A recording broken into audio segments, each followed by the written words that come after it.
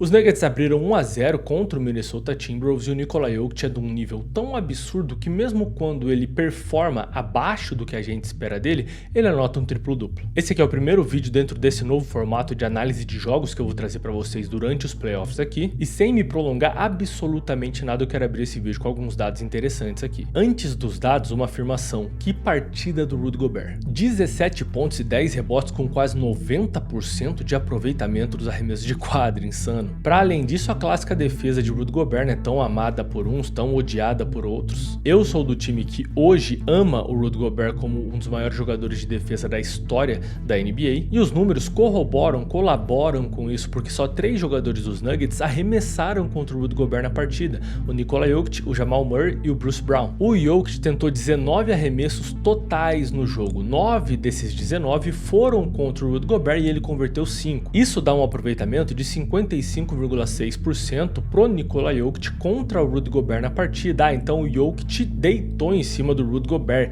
Não é bem assim. Contra todos os outros jogadores do Minnesota Timberwolves, o Jokic teve 60% de aproveitamento. Então, por mais absurdo que possa parecer, segurar o Jokic para 56% de aproveitamento é um bom trabalho do Rudy Gobert para cima do sérvio. Já o Jamal Murray tentou 4 arremessos e acertou só um contra o Rudy Gobert, 25% de aproveitamento, e o Bruce Brown tentou um arremesso, errou, 0% de aproveitamento, então contra o Rudy Gobert. Uma excelente partida do Gobert de fato. Sobre o jogo em si, o primeiro quarto de jogo é aquilo: os dois times vêm com um plano de jogo, mas a ideia real é ver qual o plano de jogo do time adversário. Os Nuggets tentando tirar o Rudy Gobert de dentro do garrafão, porque a proteção de aro dele é de nível elite, e o Minnesota Timberwolves tentando tirar também o Nikola Jokic de dentro do garrafão para dar mais espaço para outros jogadores cortarem ali. Eu tive a impressão de, nesse primeiro quarto, os Nuggets tentarem envolver o Edwards como defensor do ponto de ataque, ou seja, atacar diretamente contra ele, e para isso eles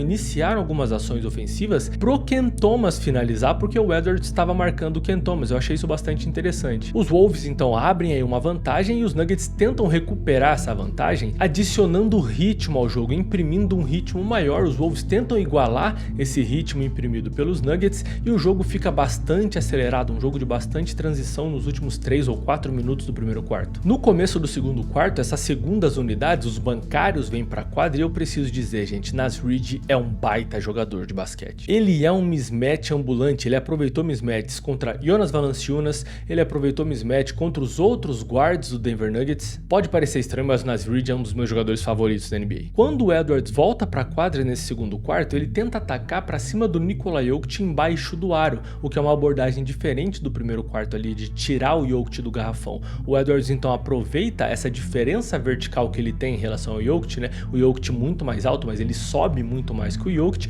para tentar forçar esses pontos em cima do jogador sérvio ou então carregar ele em faltas. Mas do outro lado da quadra, o Jamal Murray toma conta da pontuação dos Nuggets. O cara fez 14 pontos no segundo quarto, sendo 8 desses 14 pontos da linha dos lances livres. Ele ficou 8 de 8 nesse quarto, perfeito. E vale ressaltar que nesse momento da partida aqui, o Jokic só tem 6 pontos, mas tem 7 assistências já. O impacto ofensivo dele, para além da pontuação, é muito ridículo. E eu separei aqui para vocês uma jogada que me chamou bastante atenção para fechar esse quarto. E para mim essa jogada mostra muito bem o quanto o time dos Nuggets é um time muito fechado taticamente falando. Vai acontecer aqui então um corta-luz do Jamal Murray, o Jokic vai recusar esse corta-luz e bater para esse espaço vazio da quadra aqui. O Jokic corta então o Rudy Gobert, que tenta recuperar, mas se faz necessário que a cobertura do lado contrário venha e se posicione na frente do Jokic aqui, tirando a linha de definição dele para o aro. Normalmente o que acontece nessas situações é que esse jogador se desloca para cá sem a bola para receber o passe embaixo do aro e finalizar a bola para a cesta, certo? Mas o que acontece nos Nuggets é que este jogador vai aplicar, na verdade, um corta-luz. Percebam que o Jokic já está de tronco torcido aqui e vai realizar esse passe pro Christian Brown. E ele mata essa bola porque o Donte DiVincenzo tem que sair do corta-luz para fazer essa contestação em cima do Christian Brown aqui na zona morta. Isso para fechar o segundo quarto, que estava bastante competitivo. E não fosse suficiente isso, esse quarto ainda vai se encerrar com um Eurostep do Gobert. A gente tá realmente em 2026. Beleza, acabou o primeiro tempo, os times vão pro vestiário, voltam com outra proposta pro terceiro quarto e o colapso dos Wolves acontece. Os Nuggets chegaram a imprimir uma corrida de 14 14-0 em um espaço de tempo dentro desse quarto. E o Minnesota Timberwolves arremessou para 26,1% de aproveitamento, uma coisa ridícula. Só fizeram 17 pontos no quarto todo. E para adicionar a desgraça deles, o Jokic chegou para a pontuação no terceiro quarto. 12 pontos do Sérvio, mais 10 do Jamal Murray, mais 7 do Aaron Gordon. E eu achei muito curioso que só esses 3 caras pontuaram para os Nuggets no terceiro quarto. Ainda assim, os Wolves não foram capazes de parar nenhum deles. No último quarto, os Wolves voltam decididos a tomar o jogo para si, mas eles têm um obstáculo dentro do próprio time e ele se chama Julius Randle. Anota esse nome que eu vou voltar a ele mais tarde. O jogo chega a ficar 95-97 para os Nuggets por volta dos 6 minutos ali, e aí o Jokic chama o Gobert pro X1, acerta o arremesso mesmo sofrendo a falta, converte o lance livre e no próximo ataque anota mais 2 pontos num tapinha no rebote ofensivo contra o Julius Randle. E agora se liga nessa sequência de desempenho horrível do jogador dos Wolves. O ataque é dos Nuggets, a defesa dos Wolves tá boa e o cronômetro tá prestes a estourar. O Julius Randle percebe isso e vem na maciota contestar o Gordon aqui. Nesse seja o que Deus quiser que o jogador manda pro aro, mas a bola pega no aro e adivinha quem não volta para defender? Julius Randle. 2 ataques depois, ele começa a se desentender com o Gordon e simplesmente agarra o cara com a bola ainda fora de jogo. Isso é um lance livre para os Nuggets e a posse volta para onde estava, ok?